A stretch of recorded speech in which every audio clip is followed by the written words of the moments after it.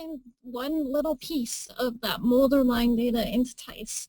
So I'm going to enter the piece that you see on my screen into TEISS, and then I'm also going to show you how to enter the data from a form into TEISS. So I'm going to start with the molder line data. So I'm going to go into my TEISS project, and the TEISS project you want to be using is the TEISS project that's for your reservation that you entered your non-point source into for the last homework assignment. So we're going to go into that TEISS project. I'm going to open it up, and eventually we'll get the TEISS project open after TEISS does some work. Okay, so in this particular example, what we want to do is we want to create a point facility. So we can use the startup options box to do that. So to do that, we go to create point facility, and we click OK. Alternately, you could have also gone into input view by clicking on the input view icon up here. It's going to open up the same screen, but I'm just doing the shortcut just to show you how it works. So we say OK. And that opens the linear data entry view just like the input button would have opened. And as we remember, we've only entered non-point sources into our TEISS project so far. So the point locations is blank because we haven't entered any point locations into TEISS yet. So we're going to pretend that that boat building facility is actually located in Arizona, because remember, we're just doing this for demonstration purposes. So we're going to add that facility to Arizona. So let's select Arizona. Let's go through that a little slow. Double click on it to get it in there instead of clicking OK, because that closes the entire window. You select the state, and for you, you would select your tribe. For this particular example, I'm going to select the county. So I'm going to pretend it's located in Coconino County. But for your emissions inventory, you would enter your tribe. And click OK, save that. And then we go down to start entering the facility data about the boat building facility. So notice the breadcrumb panel building. So everything we enter while we're in this area is going to go into Coconino County. It would be your reservation if you had entered a reservation here. So when we click add, all of this is going under the Coconino County. So we will click add, and that will open up the linear data entry screen. In this particular example, I am going to mostly enter data only in the mandatory green fields, and that's only because I have a lot to get into this presentation. We're going to just enter the mandatory fields. But if this was your own data entry, I encourage you to enter as much data as you can, even in the white fields that are optional, and especially in these data entry and collected fields. So who collected the data and who checked the data, etc. Back to the top here. So the first thing I need to enter is the facility site name. And I'm making a lot of this up, but you would go out and collect this information. And then the facility site identifier. So most of the time, this is something that you're going to make up, and you can use your own numbering system. However, if it's a Title V facility, they might have a specific facility site identifier, and you could use that instead. Or if the data has already been entered into the NEI, there might already be a facility site identifier for that. But if this is a new site, you can use whatever numbering system you want. So I like to go with 01 for the first one, because that's just what I've been using. And then the next one would be 02, etc. I always like to fill in the description fields because I find them very useful. So even though this is optional, I'm going to fill it in. This is a boat building facility, so fill that in. Check my spelling. The facility site status code, whenever you see status code, it's within the facility, it's within the emission unit, it's within the release point. You always have to fill out the site status, the status code. And if you click on the options available here, you'll see that there's these limited amounts of options. So it's mostly going to be operating for new facilities that you're just entering. If you had done an emissions inventory like 3 years ago and something has changed, like perhaps the facility shut down, that's where you would go in here and you would change it from operating to permanently shut down or temporarily shut down. But for now, we know this facility is operating, so we're going to select operating. And then we enter the address of the facility. And I'm just making this up, but if it was you collecting your data, this should be a physical address and not a mailing address. It gets really confusing if you enter a mailing address and the mailing address happens to be like the company headquarters that's actually in a different state. They really want this to be a physical address. If you don't know what the address is, you can use the intersection of the two roads that are closest to the facility, and that's an appropriate entry, way better than entering a mailing address. And the next thing that's required is the NAICS code, and we're going to do a search for the NAICS code. So let's do a search for boat and building and see what comes up.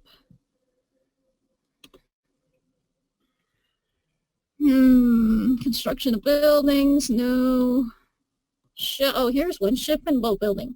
So there's a couple options here. These two are almost identical. It's just there's one that's 4 digits and one that's 5 digits. I always like to stick with the 4 digits one just because I think it's more commonly used. So I'm going to stick with this ship and boat building of 3366.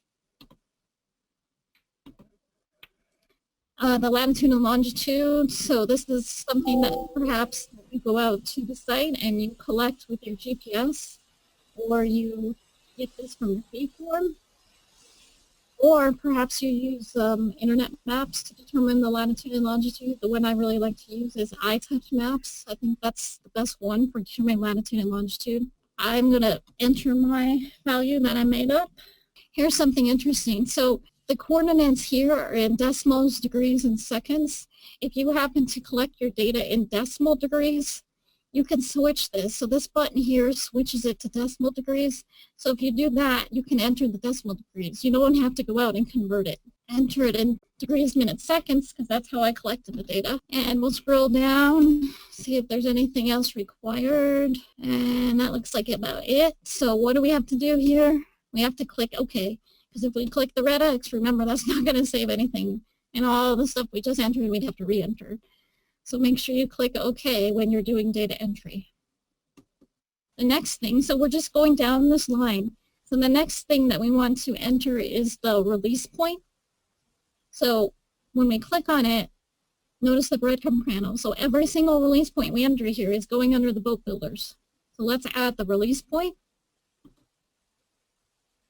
And by default, TEISS starts entering identifiers, and we don't want that identifier because if we look, let's see,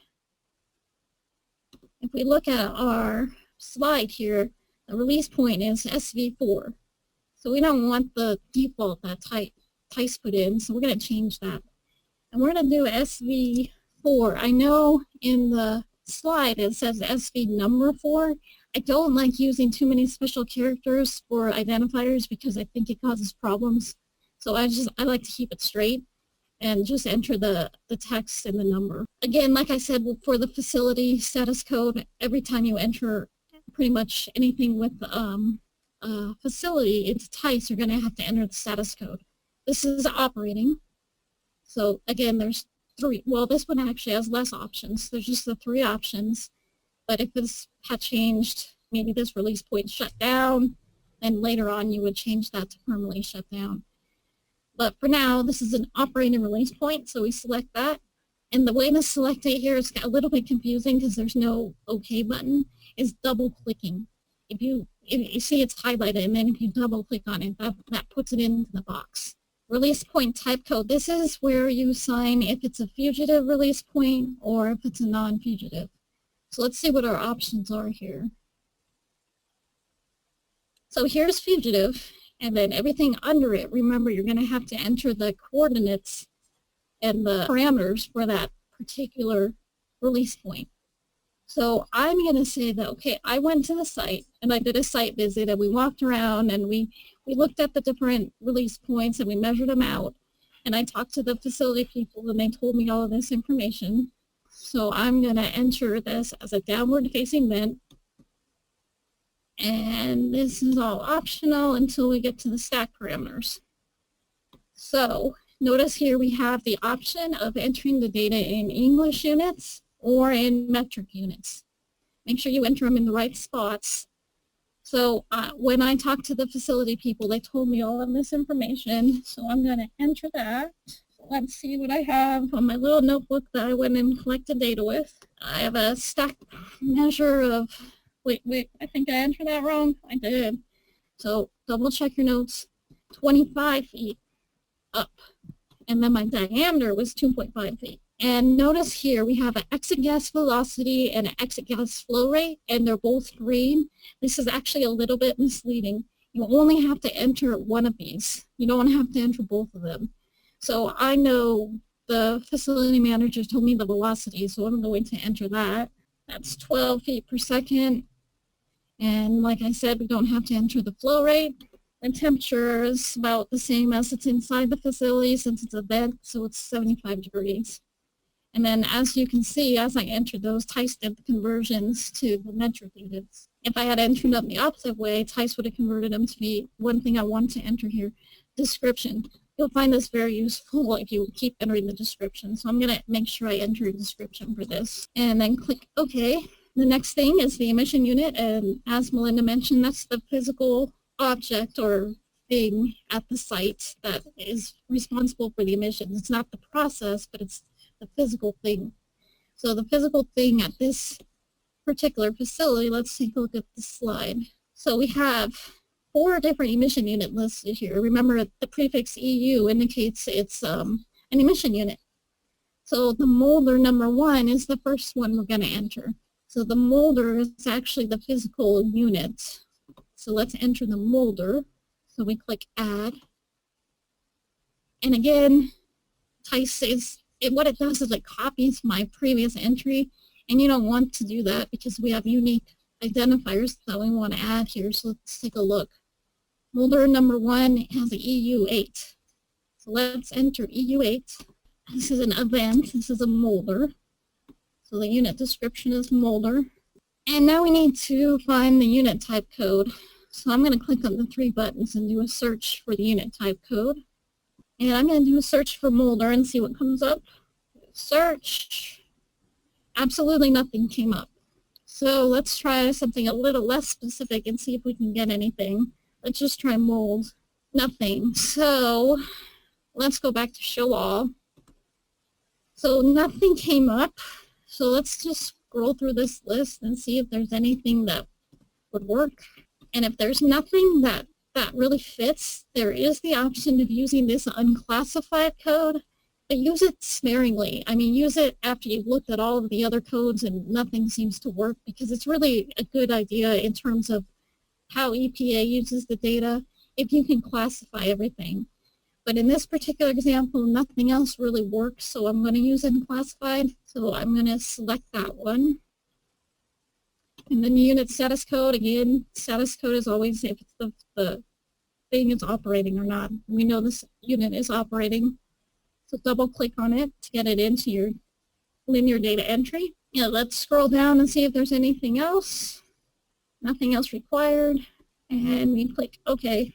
Okay, so the next thing we want to do is the control approach. Remember, you can enter either at the process or the unit level for control approaches, but you can't enter both of those. In this particular example, if we look at our diagram, the unit itself is actually venting to the baghouse. So I'm going to enter the control equipment as at the unit level instead of the process level. So we click on unit control approach and we click add. Fill in here. So the only mandatory field is actually the first inventory year. And that means what year was the control equipment implemented. I'm going to enter a description. So this was a baghouse. And I'm going to enter the first inventory year. So I talked to the facility manager and they told me that this was implemented in 2011. And then click OK. And now we're going to enter the unit control measure. And this is, if you look, this is going under the unit control approach of baghouse. So everything we enter is going under that hierarchy. So let's add the measure. And the measure is really just adding a code. So it's just telling EPA what this particular baghouse is in terms of codes, because, you know, the NEI is all about codes. So we have to add a code for the baghouse. So let's do a search for baghouse, and we have two. So we have a fabric filter baghouse and a baghouse. I'm going to try this baghouse one and click select, and I get this little message box that says this code is not valid anymore. Well, that's strange because I can't tell that it's not valid, because you know why? It's highlighted. And if I go to highlight the other one, oh look, it's one of those codes that's been inactivated because it's all like grayed out. So I need to use this fabric filter baghouse code instead. So I need to select that one instead and then click select. So now we have the control measure in, and we click OK. And we go down to unit control pollutant. And as Melinda mentioned, there can be multiple pollutants that are controlled by this baghouse. So let's add one, because we know that particulate matter is going to be controlled. So let's add PM10. PM10 is at the start of the list, so I don't have to search for it. Select that and click OK. And since PM10 is controlled, PM2.5 is also probably controlled. So let's add PM2.5 as well. So we're going to add another pollutant code, PM2.5, and select. So now we've got our control equipment in. Next thing is the process. So this is the activity that goes on at the molder that's causing the emissions. So let's add our process. If you look at the little diagram here, there is not processes listed explicitly, but we know a process is taking place, otherwise there wouldn't be any emissions. So obviously we need to enter a process. It's just not explicitly listed on the facility diagram. So add. And since we don't have a process identifier from the facility diagram, I'm going to make one up. I'm going to say EP8. And I'm just going to change this to a verb because it's a process that's occurring, so molding. And now we're going to search for the SCC. Let's just try boat and see what comes up.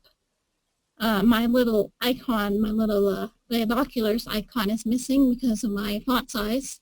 So I'm just going to click enter instead of using that, because that's the shortcut for the binocular icon. So if we scroll down, we see some of these codes are no longer valid.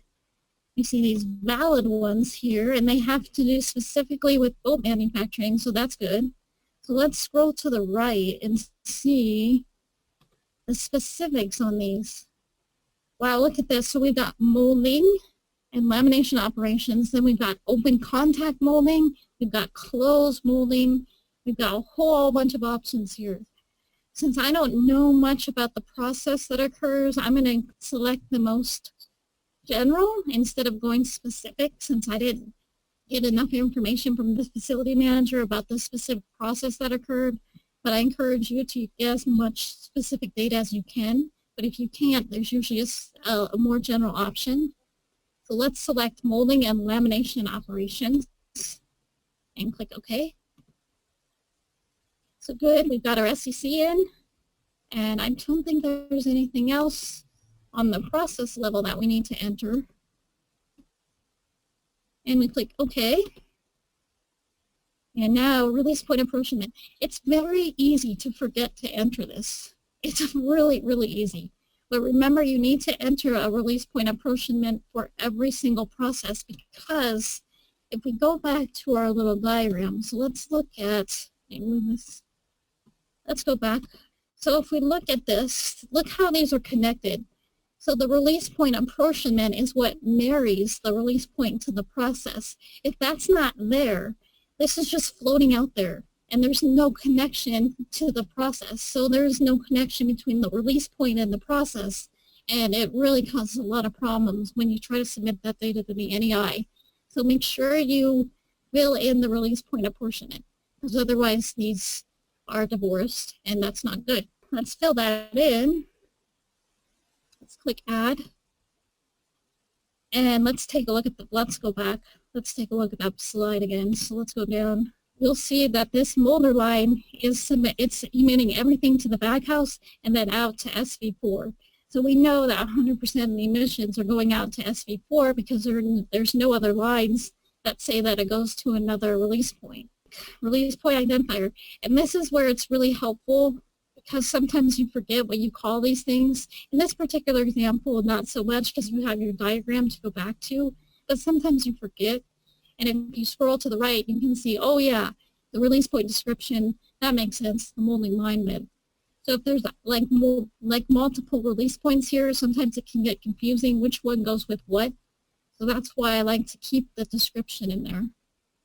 So again, you have to double click to get this into the linear data entry screen. So double click and it goes in, and by default, TEISS has already set this to 100%. So we're good there. So we click OK. And then process control, we don't have any process control because we entered it at the emission unit level. So we don't need to enter anything there. Right now, we don't have any information from this facility about the actual emissions or the period because we just have the facility configuration diagram. So we're going to wait to enter that when we get that information from the facility. But let's take a look at the slide again. So we entered the first emission unit.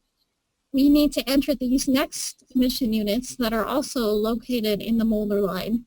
So if you look at these, notice how similar they are. So the only real difference between molder number 1 and molder number 2 is the emission unit number has changed, but it's venting to the same baghouse and it's going out the same vent. So rather than entering all of that data into TEISS again, there is a cloning option in TEISS that makes data entry a lot easier. So I'm going to demonstrate how to clone molder EU8 and change a little bit about it so we have 2 distinct emission units in the TEISS project. So if we go back up to the emission unit, then we do this cloning option. So we have these 2 options here for cloning. We have copy selected entities and copy selected entities with children. So what you want to use is the copy selected entities with children because it copies everything that's under the emission unit. So it copies the unit control approach, the process, the release point apportionment, etc. Whereas if you just use this copy selected entities, it only copies the unit and not anything under it. So we want to use the copy selected entities with children. And what that does is it has now activated the paste button. So now we can paste that emission unit in. So we'll click paste. And now we have this new unit here.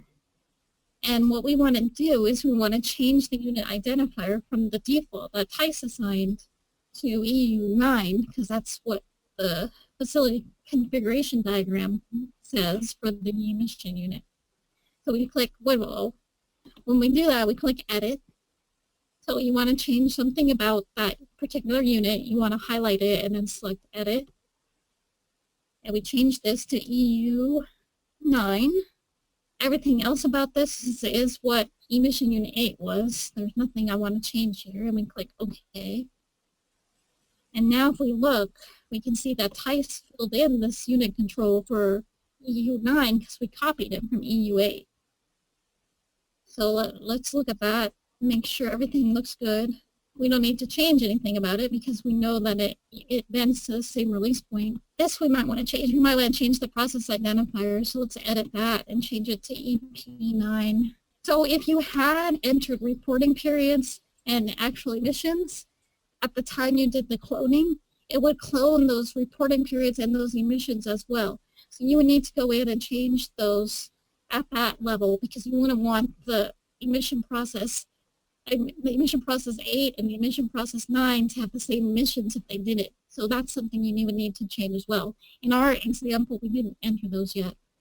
So there's nothing we need to change here. It's blank. So that concludes that portion of the demonstration. You can go and continue on with this and cloning the other ones, but I'm going to cut it there because we're already running short on time, and I want to show you how to do the freeform data entry. So I'm going to cut that there, but that the process would be the same where you would clone and change what you needed to change about each of the emission units. It's complicated, but it's doable.